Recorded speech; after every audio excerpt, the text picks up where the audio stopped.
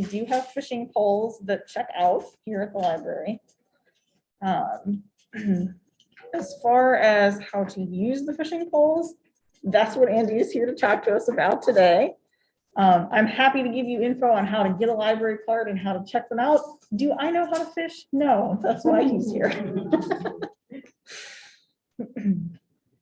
Or sometimes people will say to me, you know, oh, I know you need a fishing license. What do you do to get a fishing license? And I'm like, It's actually really easy now. You can do it online, and they've passed, most states are getting to the point now where you can use your phone as your fishing license. We just passed it, I don't know, 3 or 4 years ago, I think. Or a picture of your license on your phone will count as that as well. But yeah, we did it. I think I've been doing it online for like 3 or 4 years now. I just print them out. It's never been an issue. cool. That's kind of nice because you can email it to yourself too. So if you lose it on your phone or you get a new phone or something goofy. That is good, yeah. So yeah, we have fishing poles here at this library, and we also have a set available at the Santori Library downtown. So at either library, you can stop by at any point and check out our lovely fishing pole. These are the easiest poles to use if you're shopping for your kids, anybody. This push button is called spin cast or push button reel.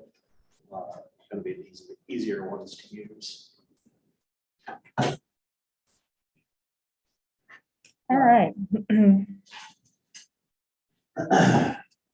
With that being said, I'll go ahead and get started. My name is Andy Flauk. I'm with the Illinois Department of Natural Resources. I'm a fisheries biologist with them.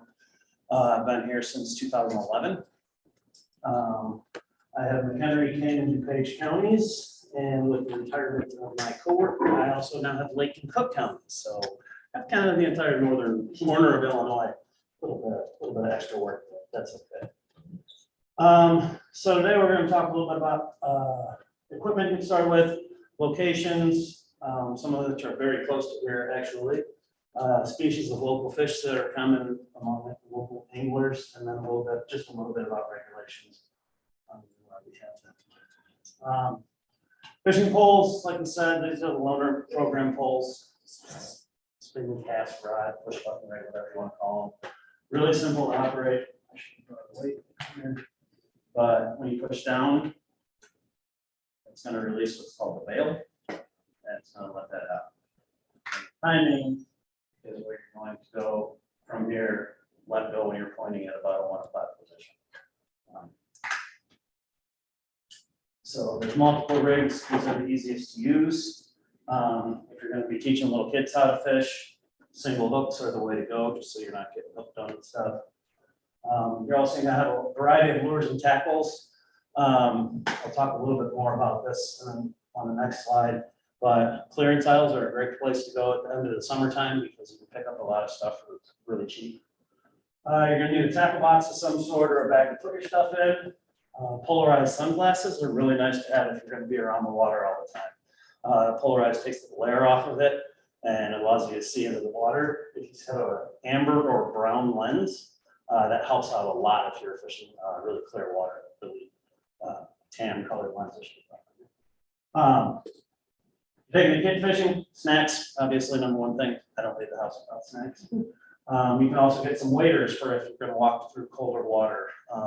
We'll say like the DuPage County Forest Reserve does not allow wading in any of their lakes and ponds. So you'll want to make sure and look for regulations on that. But if you're going to fish the Fox River, I grew up in Oswego fishing the Fox River, and if you put on waders, you can walk around a lot of the Fox River and really, greatly increase how much access you have to that water. Again, for safety concerns, you should always be with a friend or really know the area that you're going to. Something else, if you decide fishing is really your thing, a canoe or a kayak really opens up the amount of water that you get to fish, especially, like I said, the Fox River, where you can take a float trip and cover miles and miles of water as opposed to just standing there fishing from one spot on shore from one access. And then the big ticket item is the boat. After you're worn out your canoe or your kayak and decide you really want to go places, you can spend like 120 grand on a boat. Not that hard to get. Especially with our COVID prices that we have now. So here I mentioned the different kinds of fishing poles. This is your push button spinning rod. Sorry for the photo. I didn't have all the stuff in my house to take the pictures. That guy looks like this. There's an open face reel, a spinning reel. It's probably your next most common. That's what I like to use the majority of the time when I fish, just because you can cast a variety of different sizes of baits. They use little big stuff or little stuff and not have it be an issue.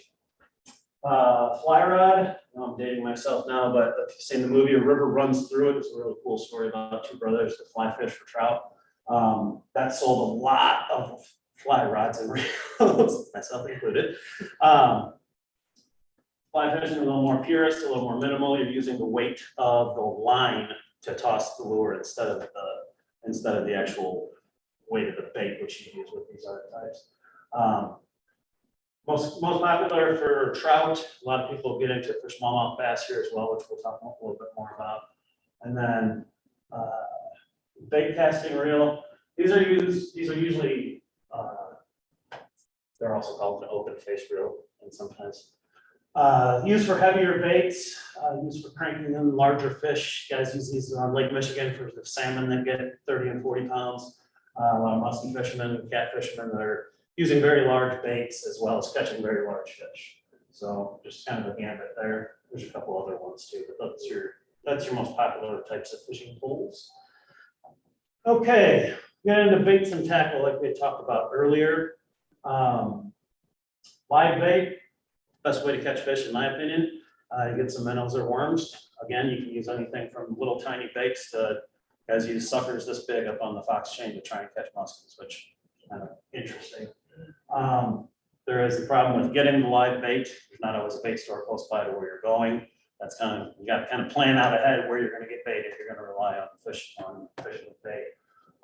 Worms, most Walmarts and any other kind of convenience stores sometimes carry worms, so it's good to kind of know where you're going ahead of time. But again, you always want to try and use a bait store if at all possible, because those people usually know the area the best and would be good to offer good advice. Artificial baits are going to look like fish food. What do fish eat? Anyone? Birds, bugs. Worms, bugs, mice, other fish, bats. I know a guy who was cleaning a largemouth bass and it had a bat in it. So you want anything that looks crawdads, worms. If you go to the fishing section at any store, there's a million different colors, a million different, varieties of baits. My personal favorites are stuff that actually looks like real fish, stuff that actually looks like a real crawdad, so brown, white, black. But again, I've seen fish caught on pink, I've seen fish caught on yellow, I've seen fish caught on every possible color combination you could have. So stuff like plastic worms, stuff like crankbaits, stuff like spinners. I can actually run up to the truck when we're done, and I have a small box of stuff to use for examples, but I didn't bring that.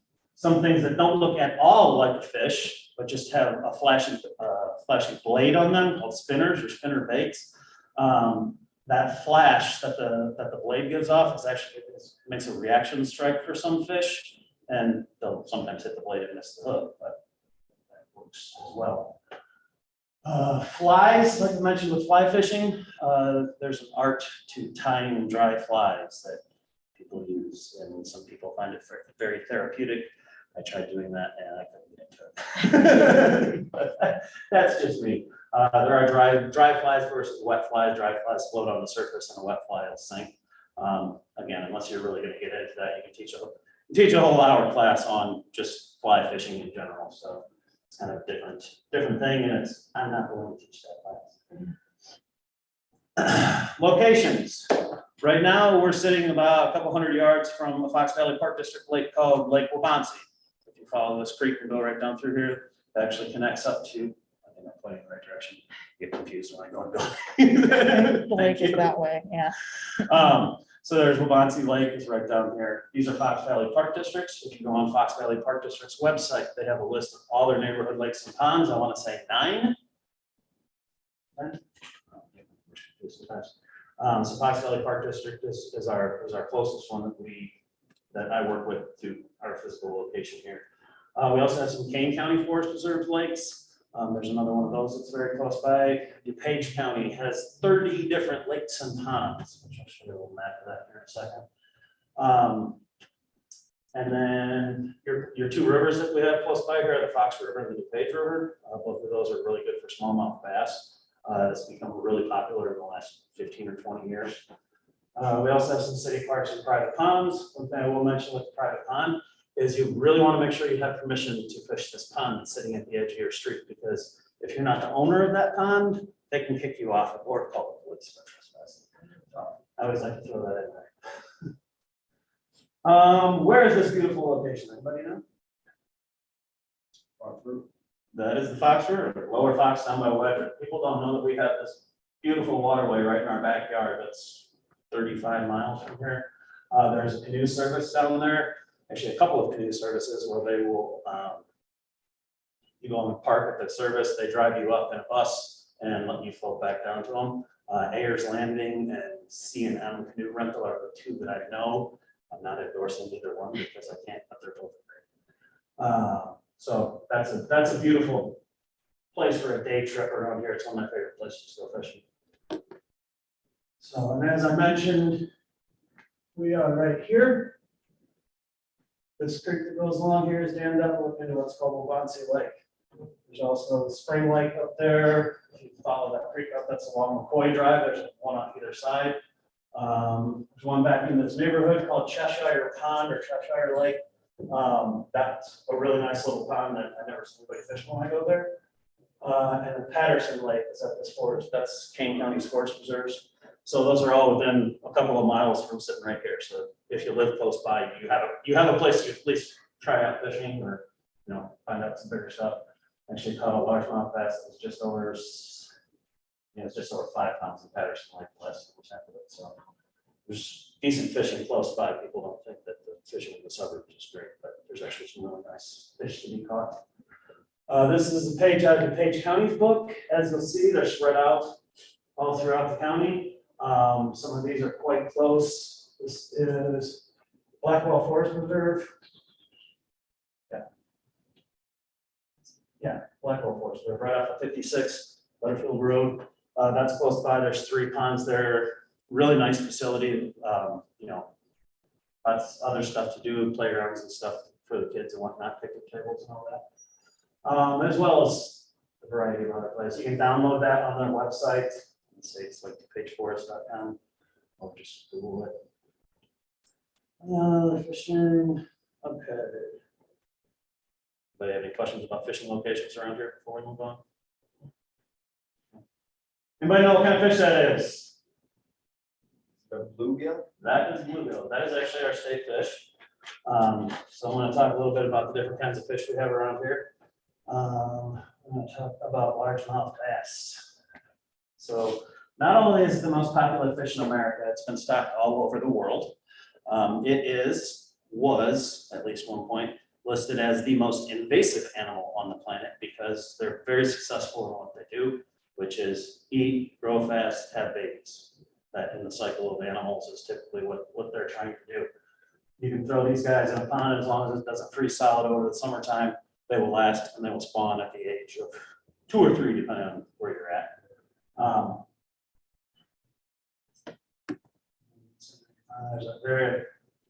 They're typically the largest predator in any pond, unless you're talking about musky fish or anything like that. But they eat everything, like I was mentioning earlier, anything bats, frogs, other fish that are almost as large as them. It's truly amazing what these things will go after. I've seen bass this big at musky baits, which are 6 to 8 inches long. So it'd be like you trying to eat a steak that was half as long as you, which I've tried to do before and I can't.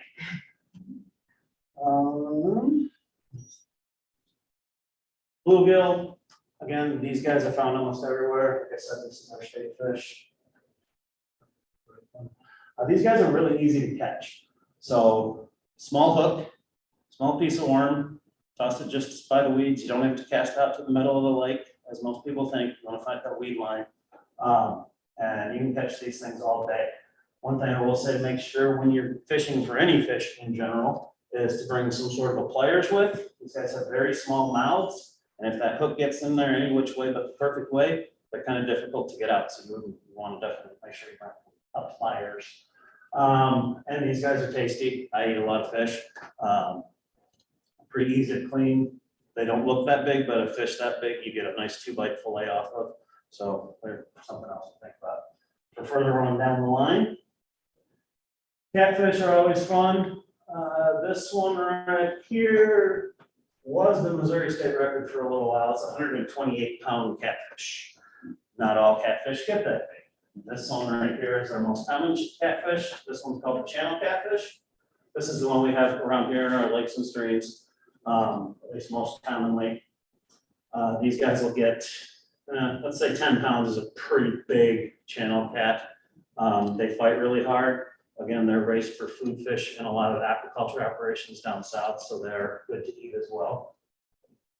This other guy that we have is the Flathead Catfish. As you can see, he's got a really flat head. This guy's more cone-shaped head. Flathead catfish get even larger. The world record is somewhere around 100 pounds, 150 pounds. There are no catfish the size of Volkswagens below any dam, despite what your uncle's construction worker friends told you. I think the largest record of a North American catfish was a blue cat from the Lewis and Clark expedition that they said weighed approximately 300 pounds. That was prior to people being around, so fish lived a lot longer and got a lot bigger. Needless to say, we don't see that anymore. But yeah, we have flathead and channel catfish are the most common around here. If you fish the Fox River, you might walk into one of these guys, and or these guys, but these guys get quite a bit bigger. If anybody tells you they're seeing blue cats around here, unless it's at 2 of the power plant lakes further south, they're mistaking it for a channel catfish. That once they get larger, they kind of lose these spots and become more gray. And so a lot of people will confuse the two, especially where they overlap in nature. Find facts about catfish. Not that I can think of, probably later.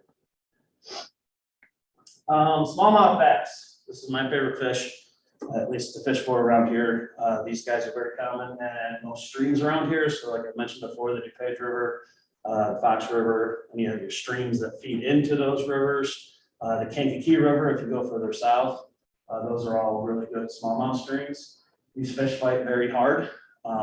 They're can be easy to catch at times. They're easily accessible. Like I was mentioning earlier with the Fox River, a lot of places in the Fox River you can walk out to once you learn the river and learn how deep it is. A lot of the Fox River is waist deep or less. So you can wade out and find the holes. And honestly, when you're in Fox River, if you're standing in waist deep water, you want to back up and fish in the waist deep water because that's what fish typically are, especially when we're talking about smallmouth bass.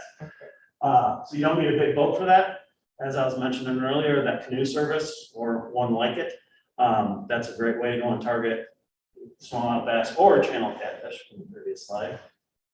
So you really don't need a lot of stuff. You need a rod and reel, a couple of smaller baits, something that looks like a crawdad or something that looks like a fish this big, 3 to 4 inches roughly.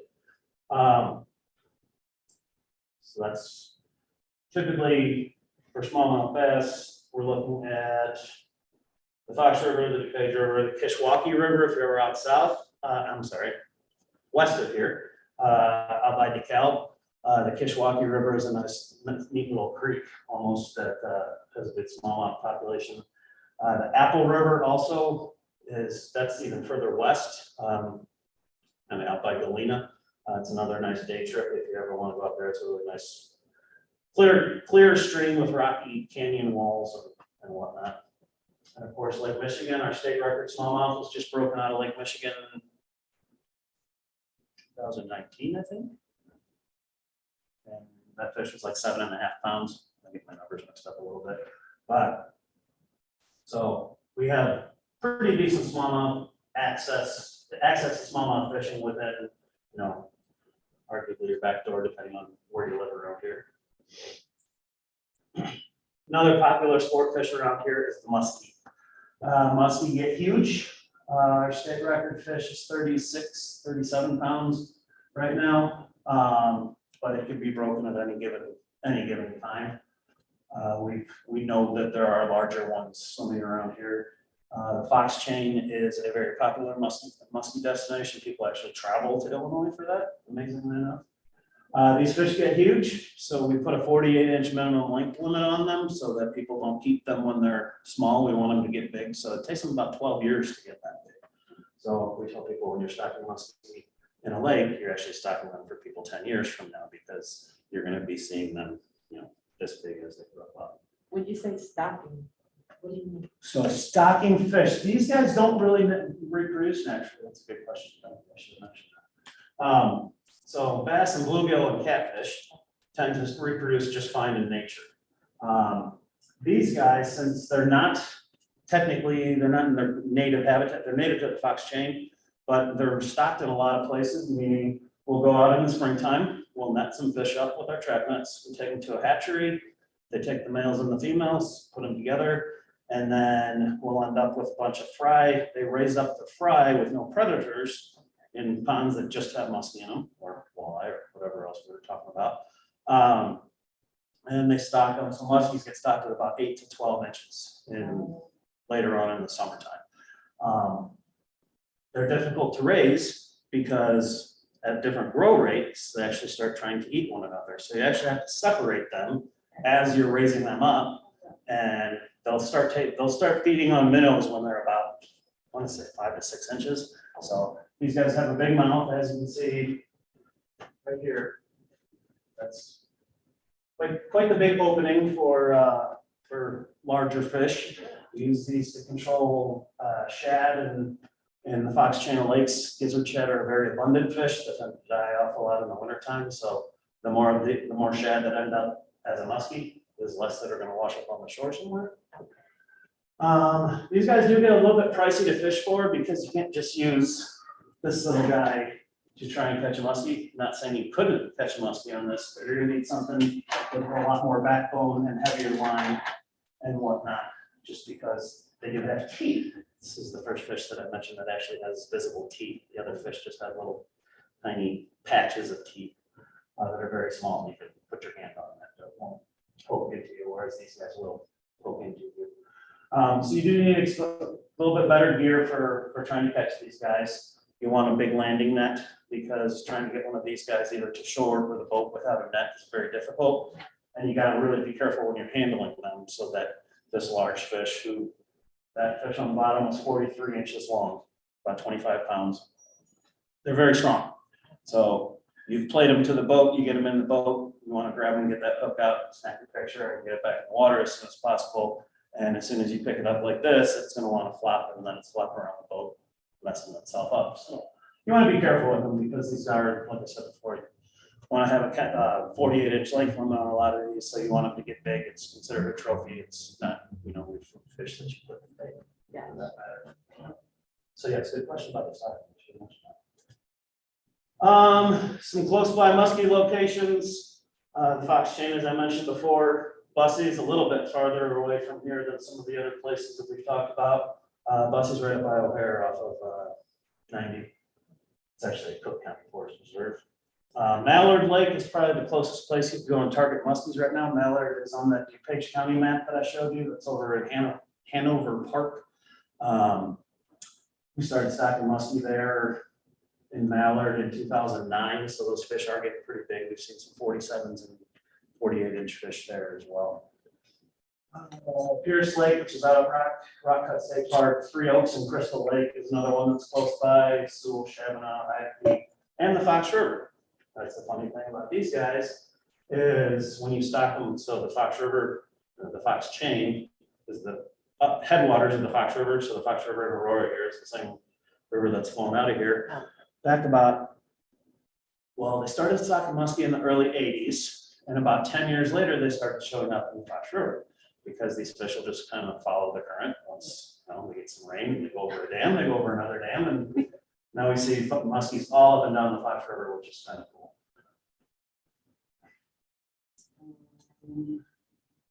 What else we got?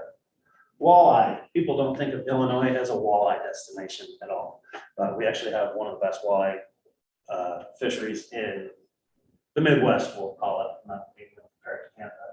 We see some really nice walleye in the Fox Channel Lakes. These guys are kind of a put and take fishery, as we do go out and collect the males and the females in the springtime, take them to the hatchery, and they end up bringing back up. But we do see a couple of signs of natural reproduction on the years that they haven't been or weren't stocked. These guys can be difficult to catch. They like to feed at night. They have very large eyes, hence the name walleye. Not that big for walleye. But there are fish that people go after to target and keep, so we do have to put more restrictive length limits on them, just to keep numbers up. And actually, we use the Fox chain as the brood source, so all the fish that are coming, going to the hatchery are coming from the Fox chain. So that we actually have a protective slot limit in there to protect the 20 to 24-inch fish that we're using to take to the hatchery, the larger individuals. So there's a good population there. But again, other places catch walleye around here, again, Fox chain and the Fox River, because when you stock walleye in the Fox chain, they end up in the Fox River, because they follow the flow just like every fish does. Bussy, mallard, three oaks, those are all, that mallard is that DuPage County Forest that I mentioned earlier. Three Oaks is up in Crystal Lake, and then Shabana is the State Park Lake. I don't know if you've ever been out that way. It's west of here about an hour and a half. It's a really nice facility as well. Kankakee River is also another one that dumps into the Illinois River. That one is quite good for walleyes as well.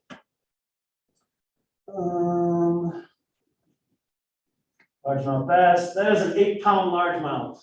That's pretty darn nice for an Illinois fish, and that was from the DuPage County Forest Preserve Lake.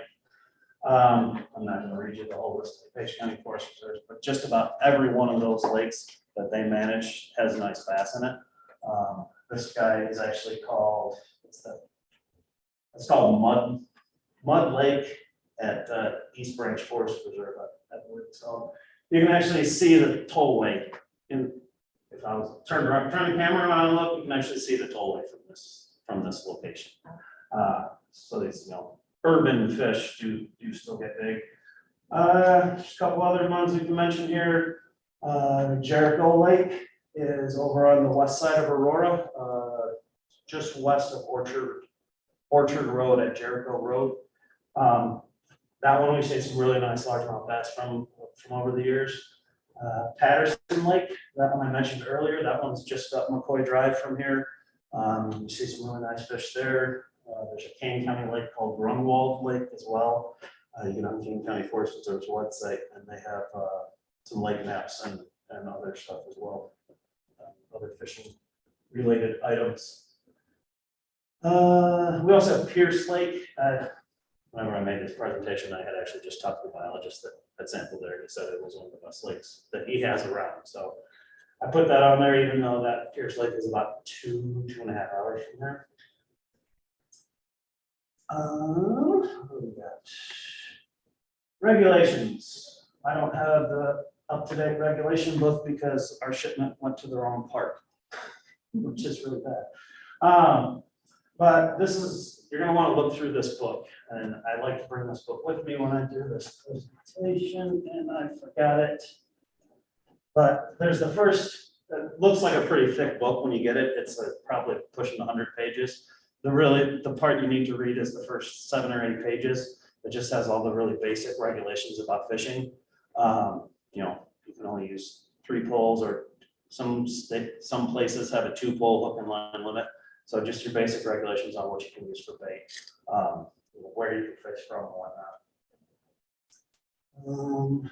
Why do we have regulations? I get asked that a lot. Fish should be able to sustain themselves. And in most situations they do. You can take some really, really, really heavy fish bodies of water, and they still have great fish populations, just because fish do have a really nice ability to be able to have a lot of offspring.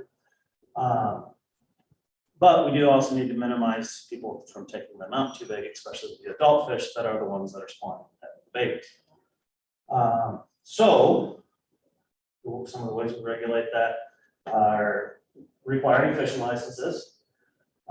Fishing license, when you turn 16, is $15 a year. When you turn 65, that goes down to $7 a year, I think. And over 70 is even cheaper than that. I can't Don't remember the numbers, some of those just changed a couple of years ago. That expires on March 31st. It's not good for a calendar year, so one thing to think about if you ever get into ice fishing and you're gonna go to buy your fishing license, and that's in January, you're gonna have to buy a new license in March, even though you just bought one 3 months ago. So that hasn't happened to me because I get mine every year, but I know people that has happened to. Something else we want to consider is called site-specific regulations. So your regulations when you go to one pond are going to be different than you go to another pond. They can be based on who made up the regulations. We based on the size of the pond, size of the lake. A smaller pond obviously is going to have fewer fish in it than a larger lake. Therefore, there's going to be fewer fish to spawn and make baby fish. So always want to make sure if you go to a new lake, look, most places are going to have a sign right by the parking lot that says, you know, two fish over 15 inches, or bluegills 25 fish a day, or crappies are 10 fish a day, or something like that. So you need to be able to identify your fish, and you need to know what that regulation is. Most lakes around here, you need to know bass, you need to know bluegill, you need to know catfish. That's the majority, and crappie for that matter, which crappie didn't make the cut on this one. I'm sorry, I somehow moved that out of here. So yeah, you need to know your fish. You need to know what that regulation is. And also, if people try to tell you that they don't think they need a fishing license and that they're not going to get caught, don't hang out with those people, because whatever gear they're using when they get caught fishing without a license, that gear is confiscated. If that is your fishing pole, the officer is not going to care that he was fishing with it illegally. So something to think about. I always throw that in with, especially people think that you don't need. So the only way that you don't need a fishing license to fish somewhere is if you own the lake. If I come to your lake, you need a fishing license, or I'm sorry, I need a fishing license, you don't. So it's immediate family members only. I get asked that question a lot. A lot of people think that, you know, if they are a part of a homeowners association or something like that, you know, a small pond in a neighborhood, I've had people tell me that since it's not a state-owned lake, that they don't need a fishing license. You need a fishing license if you're going to fish any body of water that is not owned by you. Exotic species. This is another presentation that could be an hour long in itself. We don't want to move fish around. So if you get bait, you don't want to dump that bait bucket. Only get as much bait as you're going to use for the day, and be difficult to keep alive if you don't have an aerated way to keep it alive. Something I would like to show this picture right here. Anybody know what that is? The goldfish? It's a koi, Oh, which boy. koi and goldfish are very similar, but koi are actually what a common carp with, just that have been bred to have some different genetic mutations. That fish was from the Fox River in Algonquin, and it didn't hatch like that. That came from somebody's fish farm, goldfish pond or whatnot. So we start moving species around and talk about invasive species. You just want to make sure that you're keeping what nature meant to be put in one spot, because I'm sure you've heard of big head or silver carp, Asian carp. They're making their way to the Chicago waterway system. These were brought here by fish farmers that were going to use them to clean up algae in the 70s. And now they're making such a mess that they make up over 80% of the biomass in the Illinois River. So it's just really displacing our native species. So that could have been helped if this aquaculture facilities did not bring that over and start using it. Because it doesn't work for good algae control. This other one is an arowana. That fish is native to South America, and it's popular in the aquarium trade. But if you know anything about these fish, they actually get about 4 feet long, and people buy them for their aquarium. They outgrow them. Somebody decided to dump that in the Chicago River. It wouldn't have made it through the winter, most likely. So it was removed from the Chicago River. One quick little tidbit about invasive species. So this is a Chicago area waterway system. There's the city up top, that little canal that comes in from the lake, that part of the canal that comes down, this area here. it's the Cal-Sag River, whatever we want to call it. We have an electric barrier all the way down here that is keeping those big head and silver carp in the Illinois River system and out of Lake Michigan. The state of Illinois has actually been sued by several other states due to those fish potentially getting into the Great Lakes, and what are we doing about it? So we're spending millions and millions of dollars every year on this electric barrier, as well as monitoring those canals going up towards the city to make sure that we don't have Asian carp in there. So that was my invasive species, but we have to do that part. And it's not just fish, it could be with plants and anything else. You get some of these plants like Phragmites and purple loosestrife. People put them in their garden because they look nice. And the next thing you know, they're taking over an entire forest preserve. So, and trees for that matter. So use native species as much as possible with anything. And I always throw this in there just because I went to Southern Illinois University. If you've never been to Southern Illinois, it is a fantastic place to take a vacation. From my house down there, I had 28 boat ramps within a matter of 30 minutes from my house. So some of those places are Crab Orchard Lake, Cedar Kincaid, little grassy Lake of Egypt. Devil's Kitchen's on Crab Orchard as well. So it's 5 to 6 hours south of here. There's places to stay if you go in the summertime when the college is out. It's kind of a ghost town. But in the Carbondale area, I know there's several hotels there.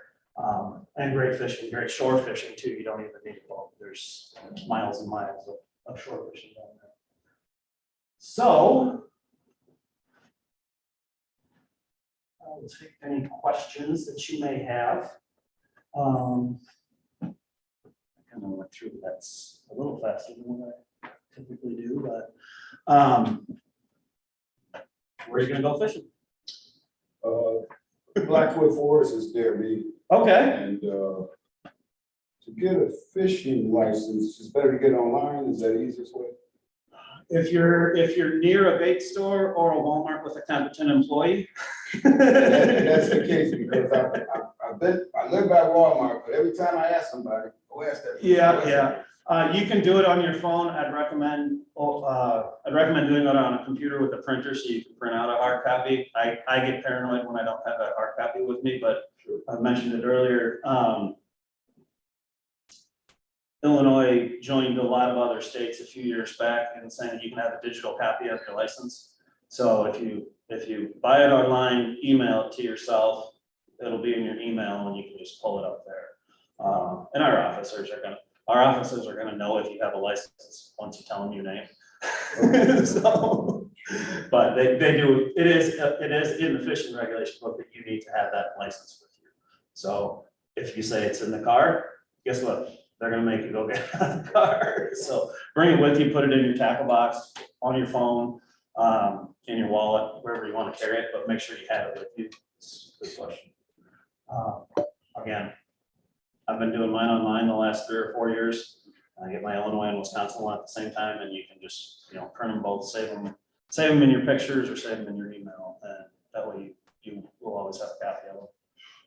I mentioned that the Illinois license is only good for Illinois, Wisconsin. Yes, every state you go to is going to have their own, and then once you get into some of these offshore things, like in Florida, you need a different license to fish inland than you do out in the ocean. And here, you need a trout permit for Lake Michigan. If you're going to go on one of these charters out of Lake Michigan, you actually need a Lake Michigan trout permit. And then when they do the trout, something I didn't touch on really, I don't do it and I always forget about it. We do stock rainbow trout in the spring and the fall at a couple of locations. Blackwell is one of those. I'm sure you know if you fish there. That's another permit you have to get. I think it's $7. Again, I don't typically buy it unless I know I'm going to be going trout fishing.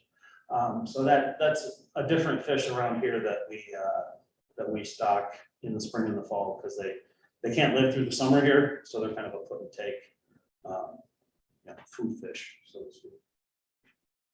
I was going to Indiana, Okay. so I need an Indiana. Yep. If you're going to Indiana, you need an Indiana license, and then are you going on Lake Michigan or are you going to? I'm not sure. Okay. I'm not sure. I'm just going with a group of people. Gotcha. Yeah. I only know a handful of places in Indiana.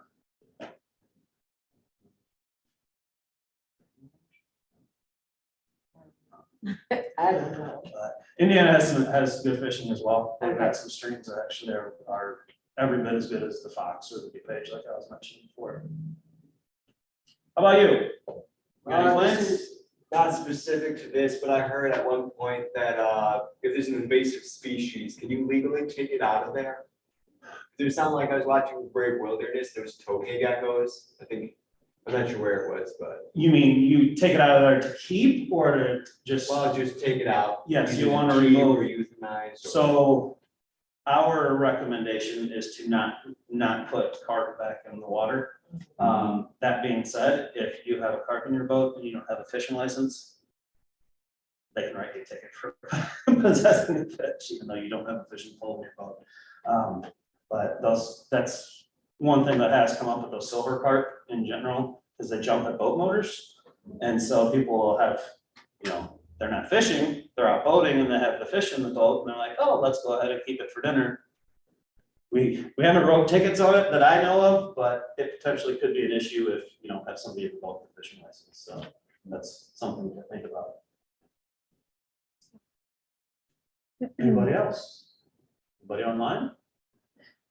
I haven't seen anything online. Okay. It said that you can get your own fishing license when you're 16. If you're Mhm. under 16 and you're with an adult, how does that work? Adults should have a fishing license. If you're just sitting there and your kids are fishing by themselves and you're not helping them with anything, not touching the fishing pole, no, they're not gonna write you a ticket for that.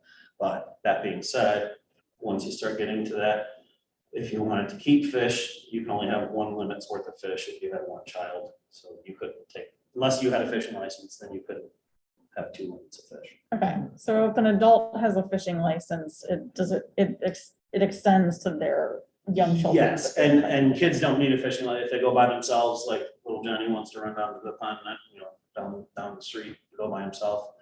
Yes, he does not need a fishing license, he or she does not need a fishing license until they're 16. Military, some states, if you're in the military, actively serving, you do not need a license. Check with your state if that's, or military or so inclined. Also, disabled vets have a free fishing license for life if you contact Springfield. So that's, everybody with disabled vets. You gotta go to Springfield. Yeah.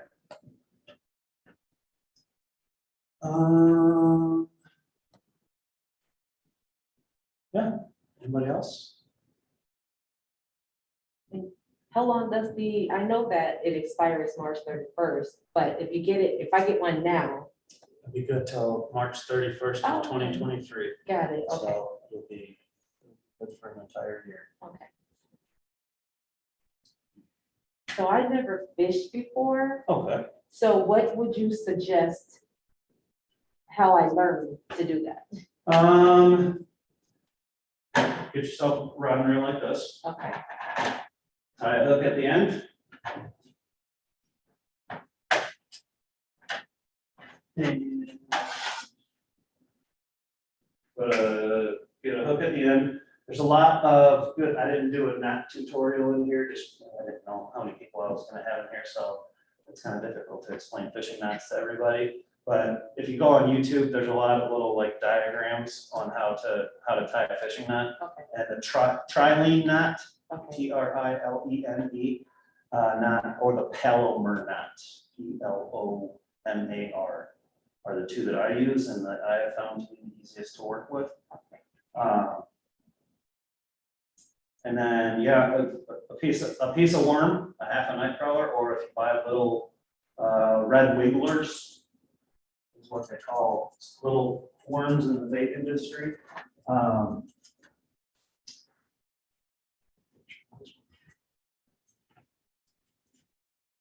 That's a good place to start for bait. And then just slip a bobber to your line and just change the depth. So you'll basically be just going from 1 foot to 3 feet, depending on, how deep water you're fishing. You don't have to try and chuck it way out in the middle. Look for structure. So if there's a weed line that you can visibly see, go out just past that, and fish tend to hang at the edges of things. Yeah, play around with it from there. You don't even need a bobber. You can just cast out with a piece of worm and let it sink down. And just kind of keep it moving. That's your most basic and simple form of fishing. Okay. And if you wanted to get crazy and go to a bait store and buy 35 different kinds of baits, try one out each time. I've seen people that spend more time tying new baits on than they actually spend with a bait in the water. But that's what you like. That's the way I was as a kid. So Is there a limit to how many fishing rods one person can have? fishing rods, no. Oh. Fish that you're actually using, yes. So 3 poles if you're trolling in a boat. That's putting the line in the water and dragging it. That's what you'd be doing on Lake Michigan if you go out there. But most of our forest reserves and park districts around here have a 2-pole hook and line limit. So you can have more than 2 poles with you. You just can't have 2 lines and more than 2 lines per person.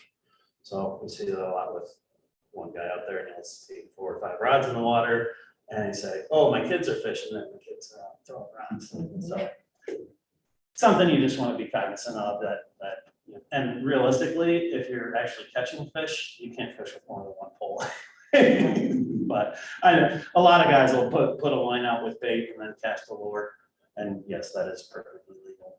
In Illinois, at least, I don't know of any state that has a more stringent regulation than we have.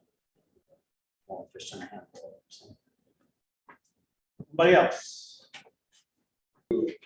What are some common mistakes that you see people make when they get started? Using the wrong lure, just in general, or using the lure wrong. I was just kind of trying to do a general overview. I could have brought in a whole table full of different lures to use, but people think that you need to use a big, huge, giant lure to catch a giant fish. While it is true that bigger lures catch bigger fish, bigger lures catch fewer fish, just because you're limiting yourself on how many, how big a fish can actually be to eat something.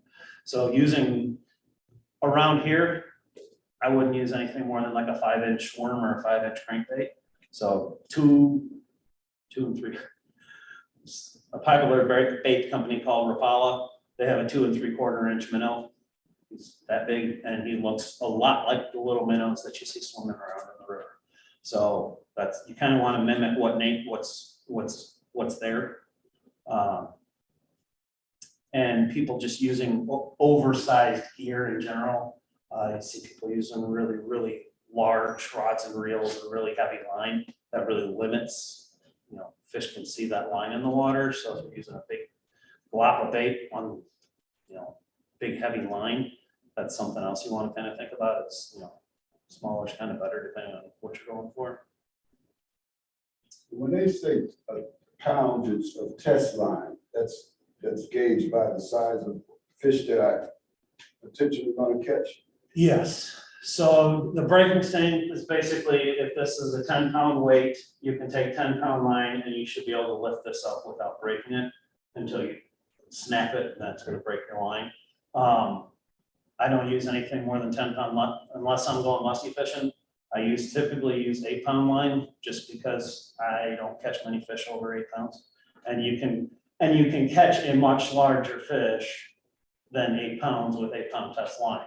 That's the drag in your line.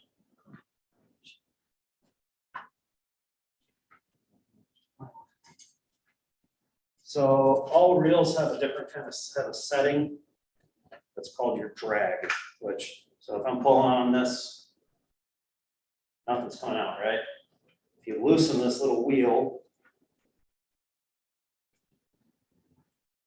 let's do not have a good drag. Loosen that, you should. Come on now.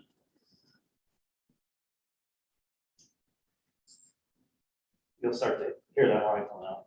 So this, whenever you jerk, or if the fish is pulling really hard, allows line to come out and it won't crank in. So you want to set this drag so that you can actually pull a little line out if you tug on it a little bit. But you also don't want to set it too loose that the little fish is just going to start running away with your bait. So that's about what it should feel like. And what size line that is, about 8? This is about 6 or 8. Uh,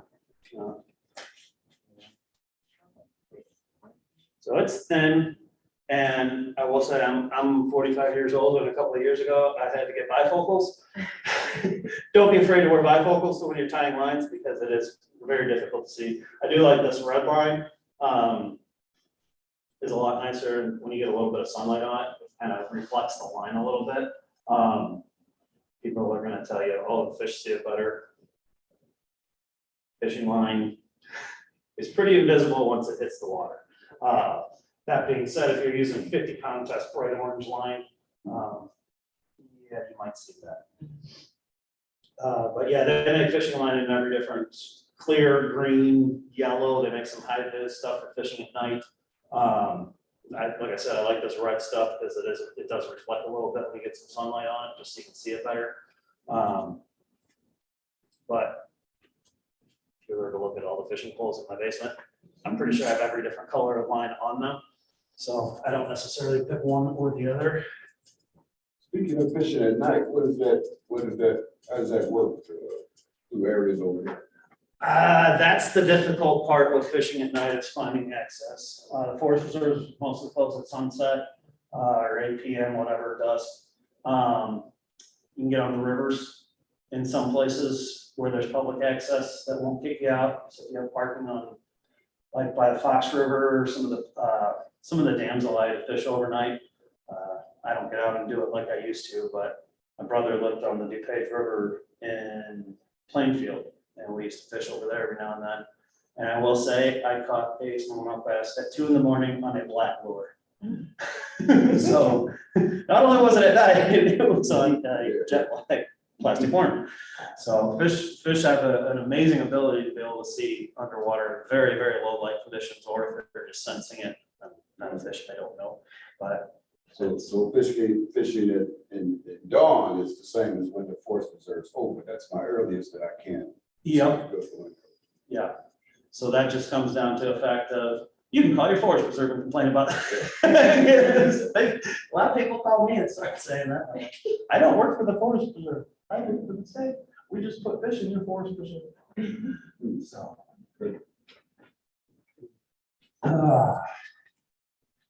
Is there anything else anybody was wanting to take away from today that I completely missed? It should be exciting. Go ahead. Well, good luck to you. It's always Jewel. Exactly. All right, thanks. I got a buddy that says that whenever we go fishing. Okay, Yeah, and thank you. we do right now, obviously we have the fishing poles to check out. Those are always here at the library all year round. Right now, usually we have them sitting out front and right in the lobby when you first walk into the library. Yes. Because we have a big display up right now, where we got all sorts of outdoor summer activities from the park district, from the county. They sent us bicycle maps. They sent us,